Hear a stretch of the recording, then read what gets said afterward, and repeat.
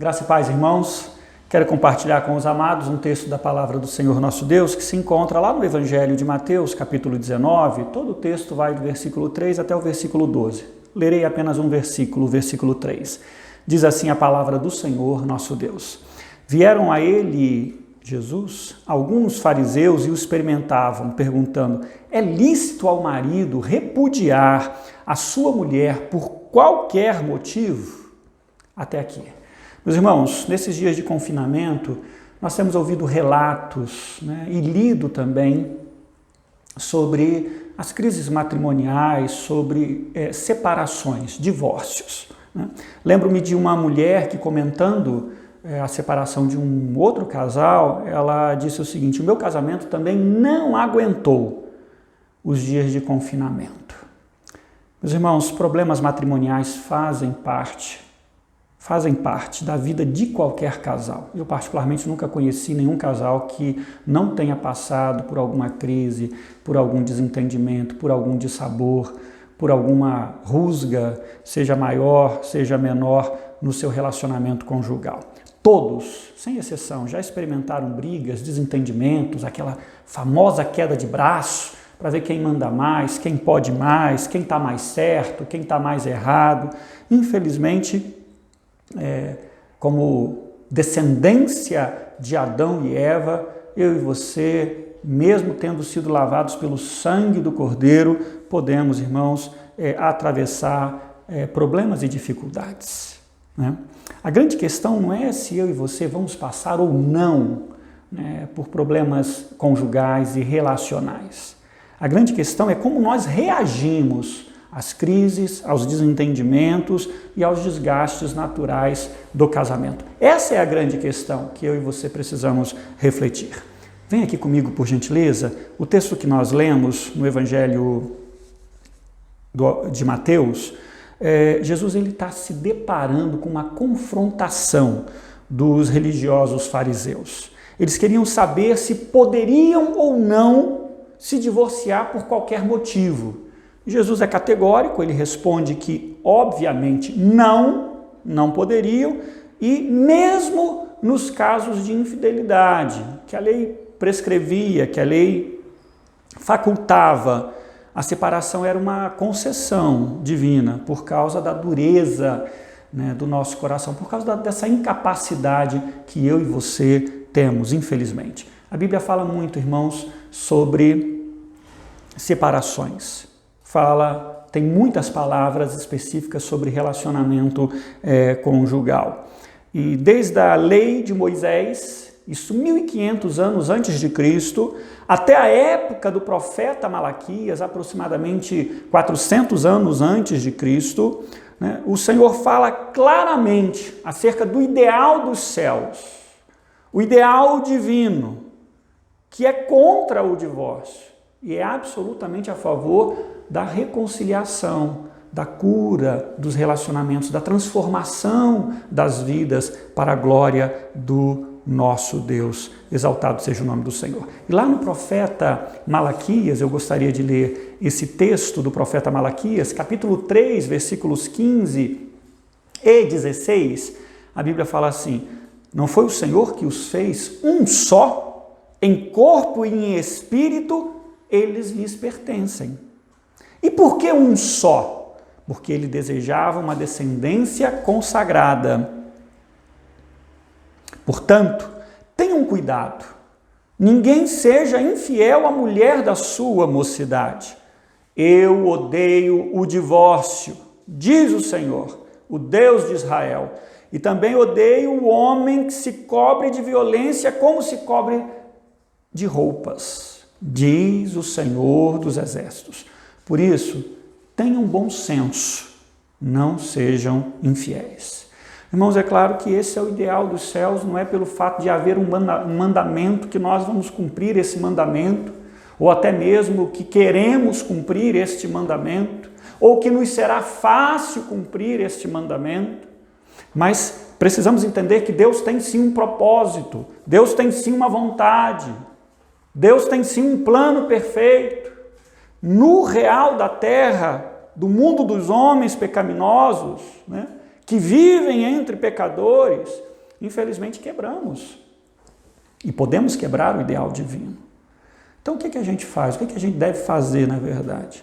Como reverter essa tendência ao divórcio na qual nós vivemos? Está tão impregnado na nossa cultura, a gente ouve tanto, né, que eu e você, passando por uma crise, talvez a primeira mensagem que nos vem à mente é, separar, acabou.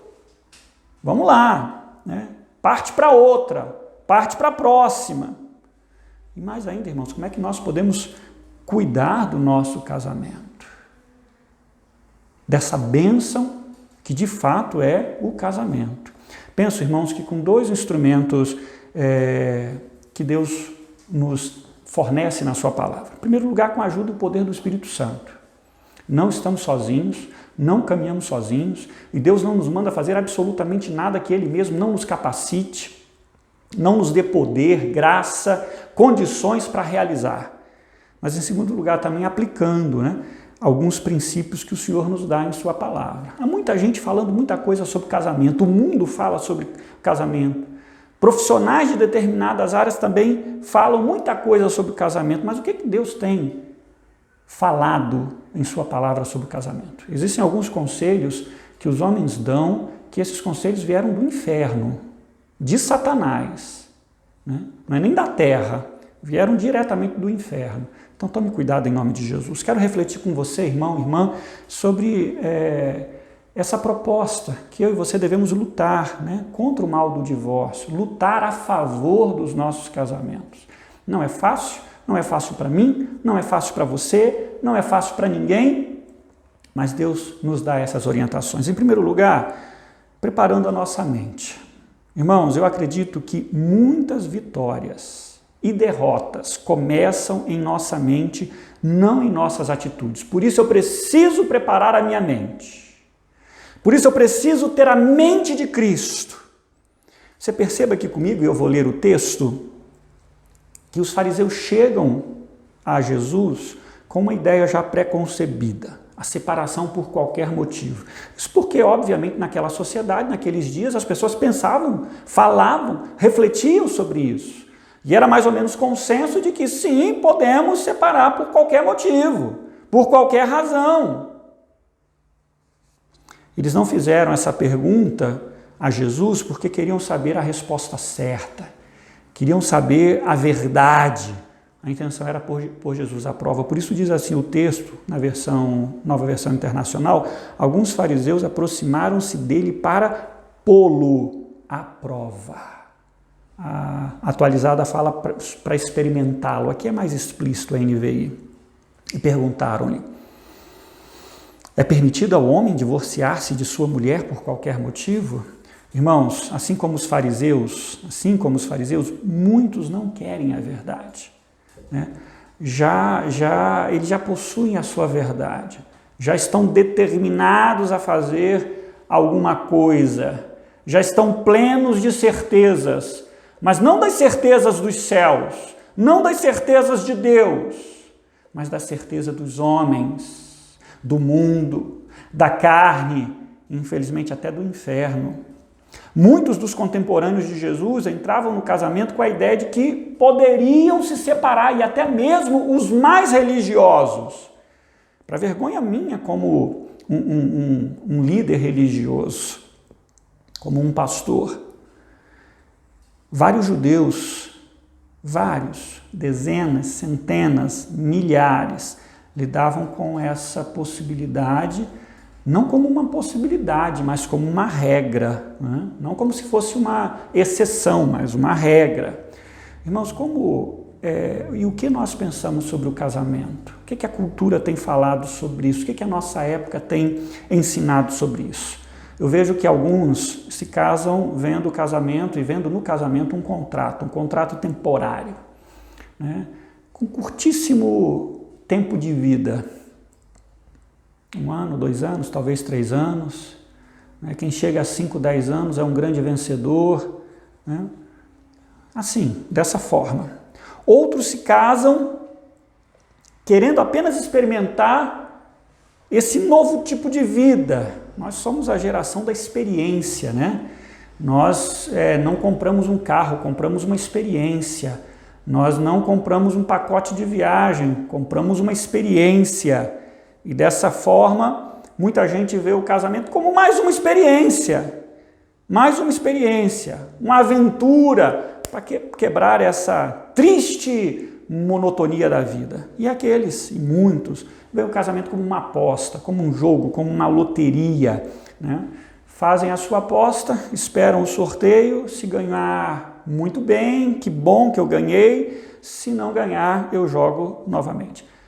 Mas eu pergunto, irmãos, é isso que Deus quer para a minha vida? É isso que Deus quer para a sua vida? Eu devo me direcionar por esse tipo de pensamento? A minha mente deve estar cheia dessas ideias? Não, irmãos, não. Deus não deseja isso para você nem para mim. Pode ter certeza, porque Deus tem o melhor para a nossa existência. Louvado seja o Senhor. Para mim, eu preciso encher a minha mente, né, com duas verdades. A primeira, casamento é um compromisso. É um compromisso. É um compromisso que eu assumo com o meu cônjuge diante de Deus, diante dos meus familiares, diante, né, daquelas pessoas as quais eu tenho sim responsabilidades. Não depende de sorte, depende de compromisso. E em segundo lugar, o que é mais forte na perspectiva bíblica é um pacto, uma aliança, não um pacto temporário, não uma aliança temporária, mas um pacto eterno, um pacto de vida. E eu vejo Malaquias 2,14, Malaquias capítulo 2, versículo 14, nos trazendo esses dois princípios aqui de compromisso e pacto e aliança. Diz assim, e vocês ainda perguntam por quê? Porque o Senhor é testemunha. Deus é testemunha entre você e a mulher da sua mocidade, pois você não cumpriu a sua promessa de fidelidade. Opa! Esse meu compromisso foi para o espaço. Eu fiz um compromisso, mas eu não quero cumpri-lo. Embora ela fosse a sua companheira e mulher, diz assim na versão NVI, do seu acordo matrimonial, da sua aliança, do pacto que você estabeleceu.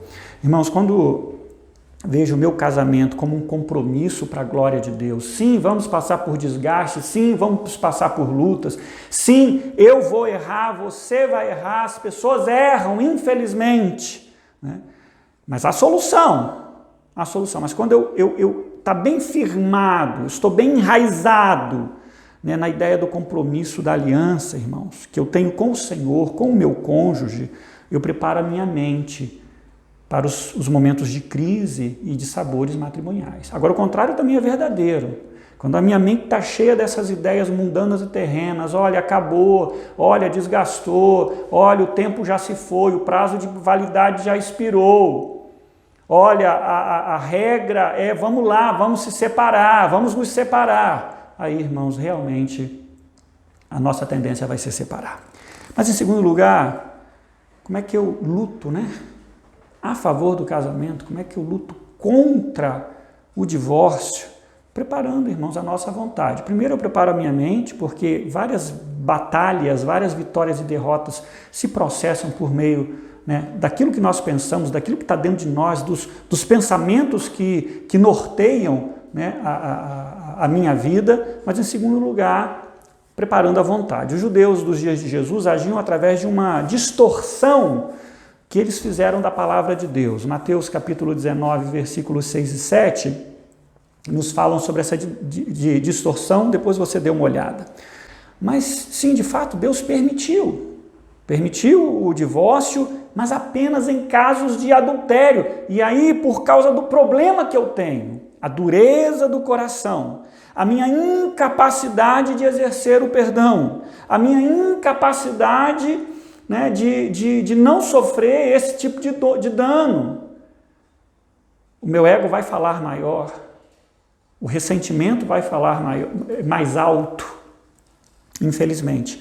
O texto diz assim, lá em Mateus 19, versículo 8 e 9, o ideal de Deus é o perdão e o restabelecimento do faltoso. Jesus respondeu, Moisés permitiu que vocês se divorciassem de suas mulheres por causa da dureza de coração de vocês. Mas não foi assim desde o princípio. Eu lhes digo que todo aquele que se divorciar de sua mulher, exceto por imoralidade sexual, e se casar com outra mulher, estará cometendo adultério. Essa é a palavra de Jesus, essa é a palavra do Senhor. E perceba que é uma concessão. Muitas gerações têm encarado relacionamentos a partir de sentimentos. Se meu coração está transbordante de paixão, de desejo, né? Não que a paixão em si mesma seja errada, que o desejo em si mesmo seja errado quando direcionado para o meu cônjuge, né? Obviamente não. Mas os relacionamentos se constroem não a partir de sentimentos em primeiro lugar, mas a partir de atitudes. De atitudes. Os relacionamentos se perpetuam por atitudes, se preservam por atitudes.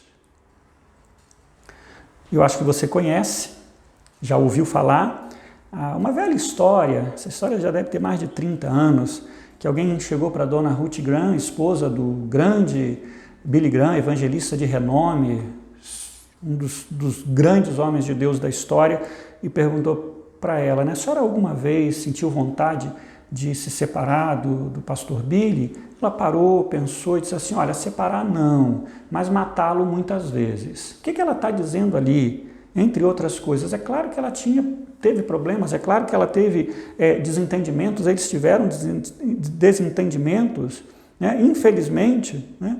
Certamente passou sentimentos ruins, mágoas, decepção, quem sabe ira, né? E outros sentimentos.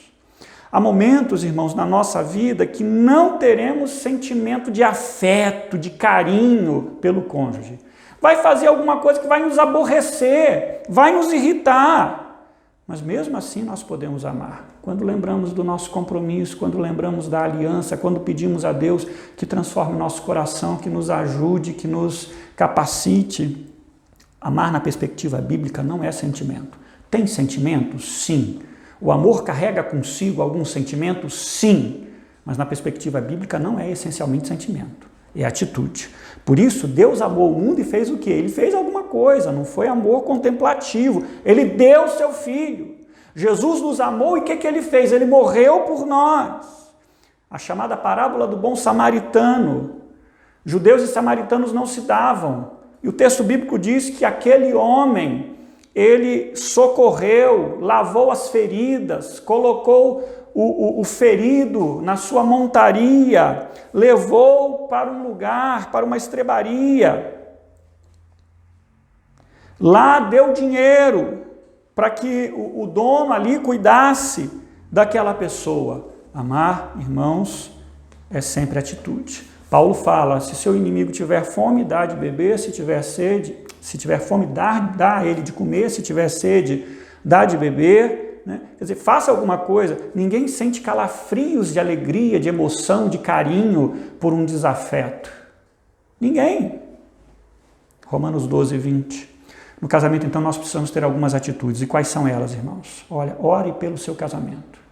Irmãos, falando por mim mesmo, inúmeras vitórias que eu tive na minha vida, que eu tenho tido na minha vida, seja no casamento, seja em relacionamento, seja criação de filho, passa pela oração.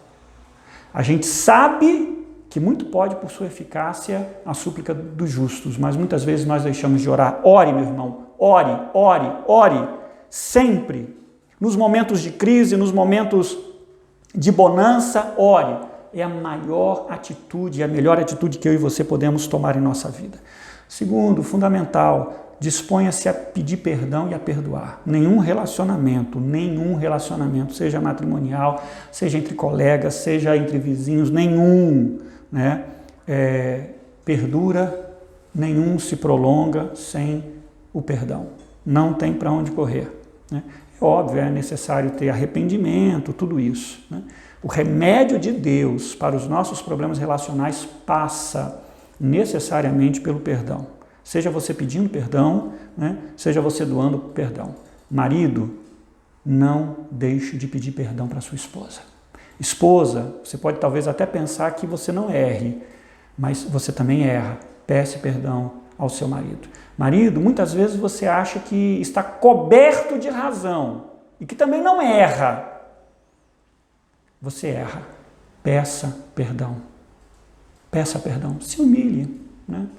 E se quebrante diante de Deus, diante da sua esposa e peça perdão.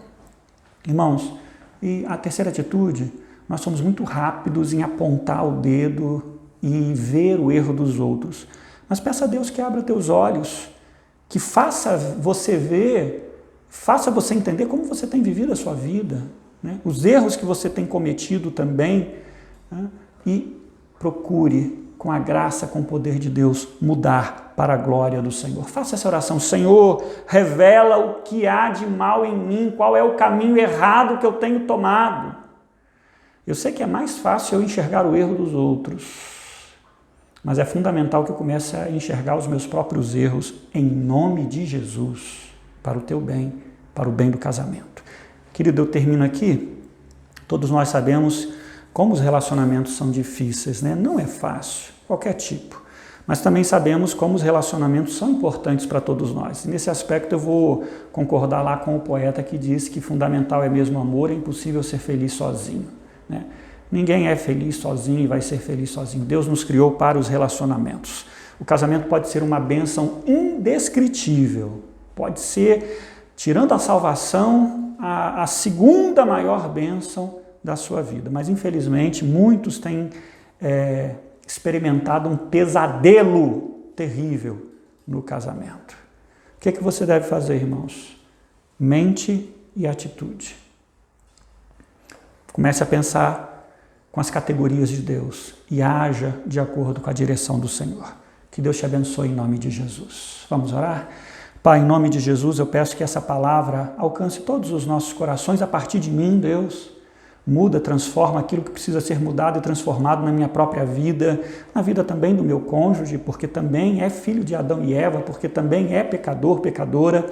E eu peço, Deus, que em nome de Jesus, o Senhor esteja curando os nossos relacionamentos, abençoando profundamente o nosso casamento, para a glória do Senhor, Deus, para a bênção de todos nós. Em nome de Jesus, amém. Deus te abençoe, meu irmão e irmã.